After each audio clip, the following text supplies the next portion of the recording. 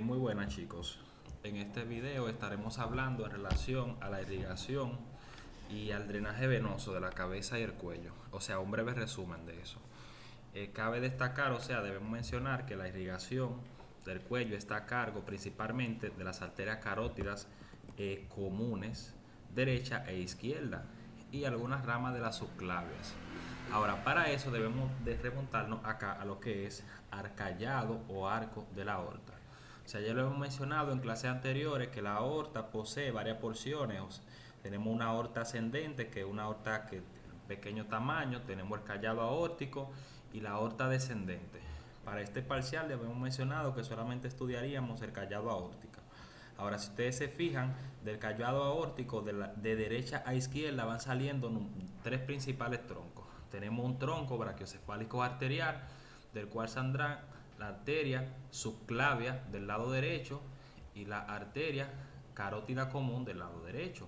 Ahora, si nos fijamos, la arteria carótida común del lado izquierdo sale directamente del callado, o sea, acá, mírenlo aquí claramente, y la subclavia también del lado izquierdo sale directamente del callado.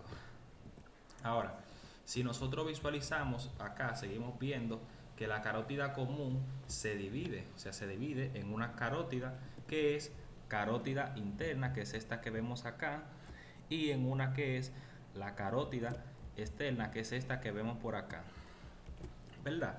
Para este parcial la que más nos interesa es la carótida externa, como habíamos mencionado. Ahora, esta bifurcación de la carótida común a este nivel ocurre a nivel del borde superior del cartílago tiroides, habíamos mencionado. También es importante saber que en la parte interna acá de la división de la carótida común, nosotros vamos a tener diferentes estructuras importantes, como son el seno carotidio, que es un varoreceptor. Recuerden que el seno carotidio recibe inervación principalmente del nervio del glosofaringeo. De ahí que la información baja, o sea, llega al sistema nervioso central vía el nervio glosofaringeo principalmente, y el sistema nervioso central envía una respuesta al corazón para que el corazón baje la frecuencia cardíaca, baje la fuerza de contracción y de esa forma baje la presión arterial. Para eso es importante el reflejo del seno carotidio. También en la parte interna acá nosotros vamos a encontrar otra estructura que es el glomus carotidio, que es un quimioreceptor que regula los niveles de oxígeno en sangre. O sea, eso está chequeando constantemente que el nivel de oxígeno no sea, esté muy por debajo de los niveles normales. Ahora bien, vamos a lo que sí nos interesa. Si nosotros seguimos analizando acá la carótida externa, vamos a ver desde una visión posterior cómo se ven estas arterias. O sea, si vemos desde una visión posterior, nosotros nos vamos a dar cuenta, acá miren, esto es una visión posterior, siendo esto el lado izquierdo y ya esto el lado derecho. Volvemos acá, vemos que la carótida común izquierda, como había mencionado, sale directamente del tronco o callado aórtico. Aquí la carótida común y la carótida externa y la interna, junto con la vena yugular y el nervio vago, forman parte del llamado paquete vasculonervioso. Recuerden que en el cuello el paquete vasculonervioso está protegido por el músculo esternocleidomastoideo. Ahora, el paquete vasculonervioso posee un nervio muy importante que es el nervio vago, que lo vemos acá. Lo podemos visualizar en esta imagen porque recuerden, esto es una visión posterior. Recuérdenlo bien eso. Ahora, si nosotros volvemos a visualizar la misma arteria, o sea, vamos a seguir viendo la carótida, las ramas de esta desde otra perspectiva. O sea, aquí vamos a ver una visión lateral. O sea, miren, aquí nosotros podemos visualizar la carótida externa y tenemos que tener muy pendiente acá que sí que visualizamos perfectamente las dos ramas terminales de la carótida. O sea, miren, se ve claramente aquí la arteria maxilar, que es la rama terminal de mayor tamaño de la carótida externa, y la arteria temporal superficial. Recuerden que la maxilar se divide en tres porciones por la relación que esta guarda con el músculo pterigoideo lateral, que la va a dividir en tres porciones. Bueno, recuerden eso, la mayor rama de terminal de mayor tamaño es la maxilar. Ahora, si seguimos analizando esta misma imagen, nos vamos a dar cuenta que la primera rama colateral anterior de la carótida externa es la arteria tiroidea superior. Si ustedes se visualizan acá, la tiroidea superior se dirige para la tiroides, donde va a irrigar sus polos superiores. Recuerden que las tiroides inferiores se originan de otro tronco. Ahora, otra rama que es una rama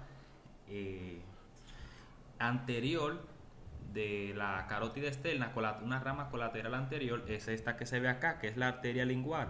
Otra que se ve acá es la arteria facial. Recuerden que la facial, en su trayecto ascendiendo a la cara, pasa por el triángulo submandibular como parte de su contenido, y la facial termina aquí a nivel del ángulo interno del ojo como la arteria angular. O sea, arteria angular es la rama terminal de la arteria facial. Ahora, a lo largo de su trayecto, la arteria facial va dando numerosas ramas. Como ustedes se fijan, da una arteria labial inferior, la labial superior, y termina como arteria angular, etcétera, etcétera.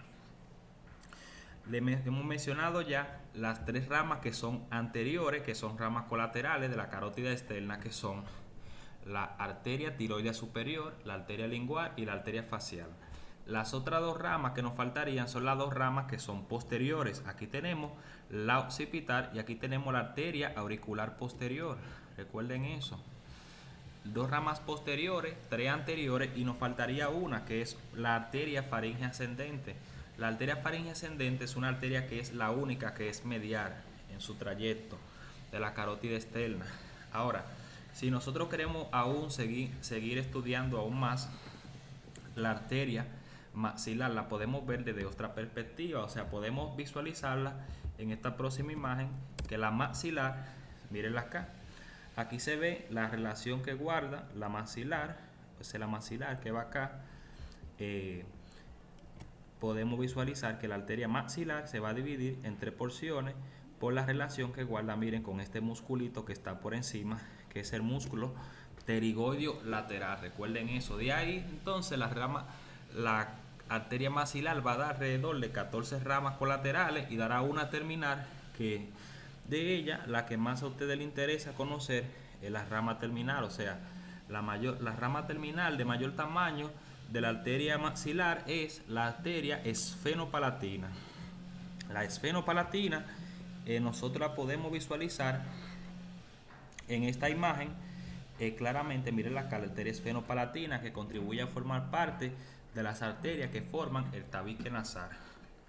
Recuerden eso. O sea, la arteria esfenopalatina es la mayor rama terminal del plexo braquial y es la arteria que más sangra en caso de una hemorragia nasal. Deben de tener eso pendiente, chicos. Otra cosa en relación a la arteria, no hay nada, o sea, algo más que sea relevante por ahora que yo recuerde. Vamos a pasar directamente a la parte de la vena. O sea, el drenaje venoso del cuello corre a cargo de tres principales venas, chicos. O sea, aquí nosotros podemos visualizar perfectamente una gran vena, que es la vena yugular interna. O sea, la vena yugular interna es uno de los principales troncos venosos que drena mayor parte de la sangre venosa del cuello, y por así decirlo, en ella recibe toda la sangre que proveniente de la cabeza. Recuerden ese detalle. La sangre proveniente de la cabeza. O sea, ¿por qué? Porque la vena yugular interna es continuación del seno sigmoideo y ella recibe a los senos petrosos. O sea, la vena yugular interna es continuación del seno sigmoideo. Recuerden ese detalle. De ahí entonces la vena yugular interna se va a comunicar, o sea, va a desembocar con la vena subclavia, que aquí se ve claramente. Esta es la vena subclavia. Aquí viene la vena yugular interna, se hizo un corte y va a formar esto que se ve acá, que es el tronco brachiocefálico venoso. O sea, esto ocurre a cada lado del cuello, por así decirlo, chicos. Ahora sí, volvemos acá a esta imagen. Miren acá, donde se visualiza perfectamente la vena yugular interna, lo que yo le estaba mencionando. O sea, la vena yugular interna va a recibir diferentes tributarias. Aquí nosotros tenemos un tronco común donde desemboca la vena facial, el ramo anterior de la vena retromandibular y la arteria lingual. En ocasiones también desemboca la vena tiroidea superior, aunque en esta imagen nosotros lo vemos que la tiroidea desemboca mediante un tronco independiente. Cuando desemboca la vena lingual, la facial y la tiroidea superior, eso se conoce como tronco tirobilingüo facial. Aunque aquí tenemos un drenaje, una variación anatómica, deben de tener eso pendiente, que puede desembocar a veces el tronco tirobilingüo facial. Ahora, en el cuello, como se ve claramente aquí, la vena yugular interna recibe tributarias como son la división anterior de la retromandibular con una comunicación de la facial. Desemboca la vena lingual, desemboca la vena tiroidea superior, desemboca la vena tiroidea media. Ahora, la vena tiroidea inferior no desemboca en la yugular, tengan eso pendiente, sino que ella lo hace a nivel de del tronco brachiocefálico venoso. Deben de tener ese detalle en cuenta.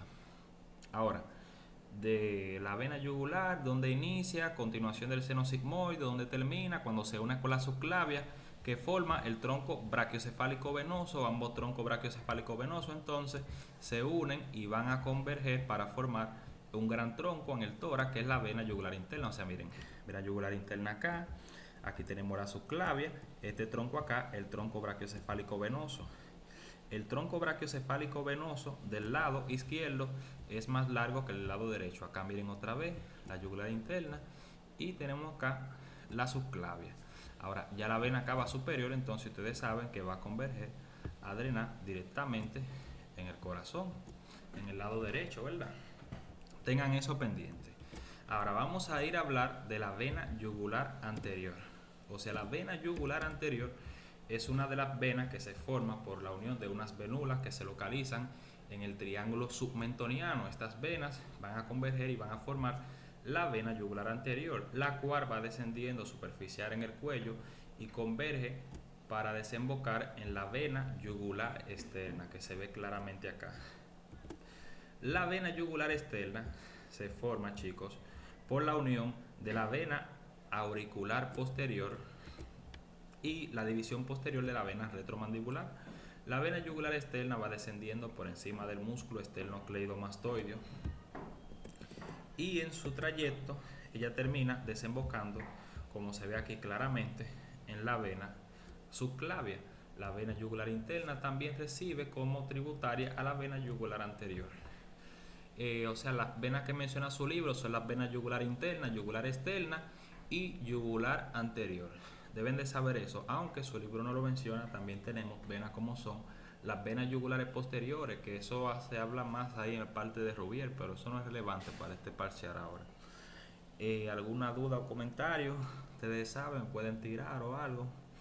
Este video era más para Plinio, que me había pedido eso especialmente. Ya ustedes saben, éxito en su examen.